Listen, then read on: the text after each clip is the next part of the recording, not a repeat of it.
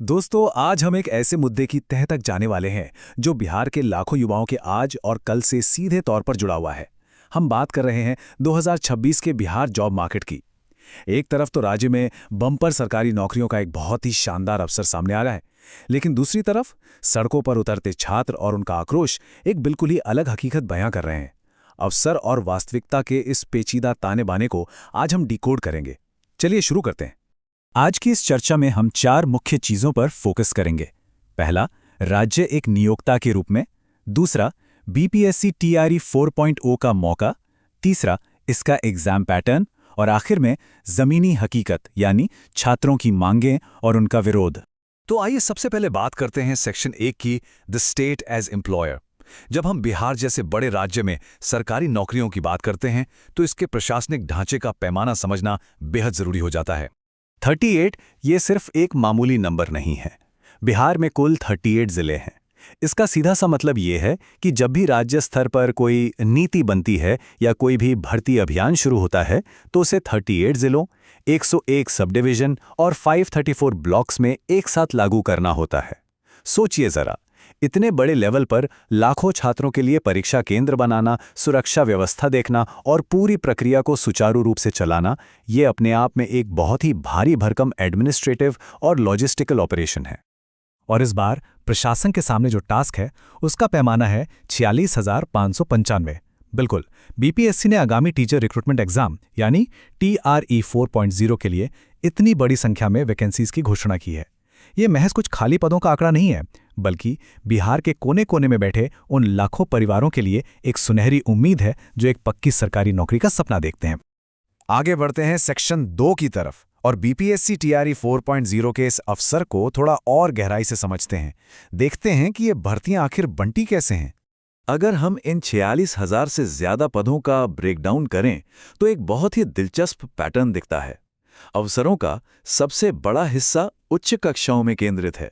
Class 9 से 10 के लिए 12,000 और क्लास 11 से 12 के लिए तो सबसे ज्यादा 13,000 पद रखे गए हैं। इनमें भी खासकर साइंस, आर्ट्स और भाषा के शिक्षकों की भारी मांग है। वहीं प्राइमरी यानी क्लास 1 से 5 के लिए 10,500 और क्लास 6 to 8 के लिए 9,500 पद हैं। इससे एक बात तो साफ झलकती है कि सरकार का पूरा फोकस उच्च शिक्षा के ढांचे को मजबूत करने पर है। लेकिन आखिर लाखों लोग इस एग्जाम की तरफ इतने अट्रैक्ट क्यों हो रहे हैं?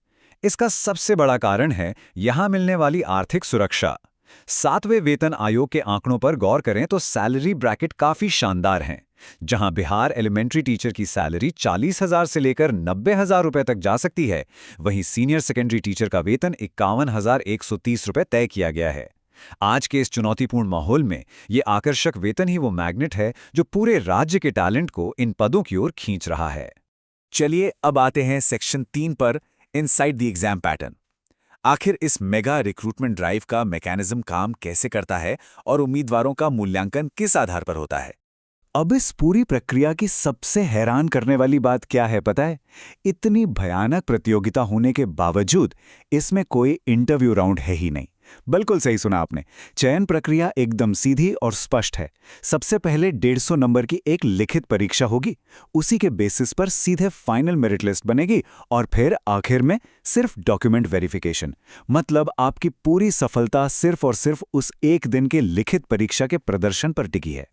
और अगर हम इस भर्ती प्रक्रिया की टाइमलाइन देखें तो वो बहुत ही महत्वाकांक्षी है। मई 2026 में नोटिफिकेशन आने की उम्मीद है। फिर कुछ ही महीनों में यानी 22 से 27 सितंबर 2026 के बीच ये विशाल लिखित परीक्षाएं आयोजित हो जाएंगी और सरकार का टारगेट है कि नवंबर 2026 तक नतीजे भी घोषित कर दिए जाएं। इतने कम समय में इतने बड़े प्रोसेस को पूरा करना यकीनन एक बहुत बड़ा चैलेंज है। लेकिन अब हमारी ये चर्चा एक बहुत ही अहम मोड़ लेती है। एक तरफ हमारे पास ये शानदार आंकड़े हैं जहां सरकार लाखों युवाओं के लिए रोजगार के द्वार खोल रही है, लेकिन दूसरी तरफ एक बेहद तनावपूर्ण जमीनी हकीकत है। तो ये सवाल लाजमी है कि इतने बड़े पैमाने पर भर्ती अभियान चलने के बावजूद ये उम्मीदवार लगातार सड़कों पर क्यों उतर रहे हैं? आखिर वो क्या वजह है जिसने इन युवाओं को इस कदर आक्रोशित कर दिया है? यहीं से शुरू होता है हमारा चौथा और आखिरी सेक्शन, छात्रों की मांगें और ग्राउंड रियलिटी।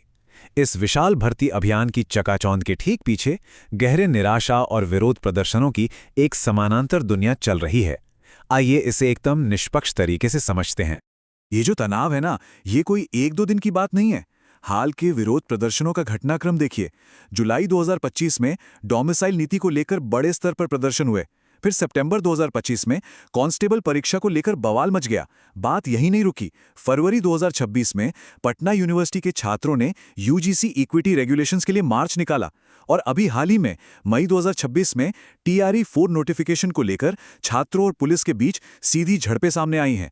ये असंतोष अलग अलग विभागों में लगातार सुलग रहा है।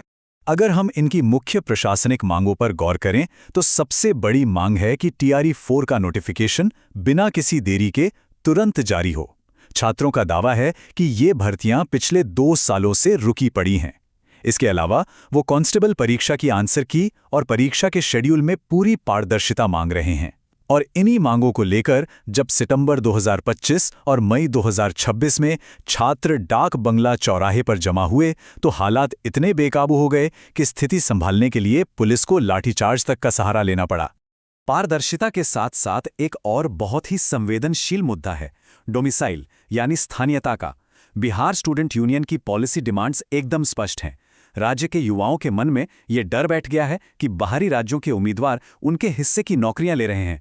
इसलिए वो राज्य सरकार की सभी नौकरियों में लोकल्स के लिए 90% आरक्षण और प्राथमिक शिक्षकों के मामले में तो सीधे 100% आरक्षण की मांग कर रहे हैं। वो मुख्य सचिव पर डोमिसाइल की फाइलें तुरंत पास करने का पूरा दबाव बना रहे हैं। अब डोमिसाइल से अलग सामाजिक न्याय और आरक्षण के मोर्चे पर भी एक गहरी खींचतान चल रही है। फरवरी 2026 में पटना यूनिवर्सिटी में जो भारी विरोध प्रदर्शन हुआ वो इसका एक बड़ा उदाहरण है।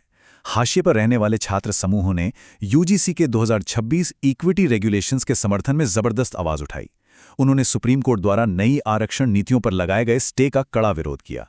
उनकी साफ मांग है कि उच्च शिक्षा संस्थानों और यहां तक कि प्राइवेट सेक्टर में भी उनके अधिकारों को पूरी तरह से सुरक्षित किया जाए। तो अगर हम इस पूरी चर्चा को एक साथ रखकर देखें तो हमारे सामने 2 बिल्कुल विपरीत तस्वीरें आती हैं। एक तरफ सरकार का एक अभूतपूर्व प्रयास है जहां 46,000 से भी ज्यादा पद और शानदार वेतन ऑफर किया जा रहा है, और वहीं दूसरी तरफ हैं उन लाखों उम्मीदवारों की ज़मीनी चिंताएं जिन्हें हर हाल में पारदर्शिता, सख्त डोमिसाइल नियम, समय पर नोटिफिकेशन और सामाजिक समानता चाहिए। ये दोनों ही पहलू आज बिहार के परिदृश्य में आमने सामने खड़े हैं। और ये सारी परिस्थितियां हमें अंततः एक बहुत ही गंभीर और सोचने पर मजबूर करने वाले सवाल के साथ छोड़ जाती हैं। आगामी चुनावों को देखते हुए क्या सरकार अपनी इस विशाल प्रशासनिक भर्ती प्रक्रिया और लाखों युवाओं की इन तत्काल मांगों के बीच कोई सही संतुलन बना पाएगी? बिहार का आर्थिक और राजनीतिक भविष्य इसी एक नाजुक संतुलन पर टिका है। आज के इस विश्लेषण में जुड़ने के लिए बहुत बहुत धन्यवाद। इस विषय पर आप भी जरूर विचार कीजिएगा। मिलते हैं अगली चर्चा में।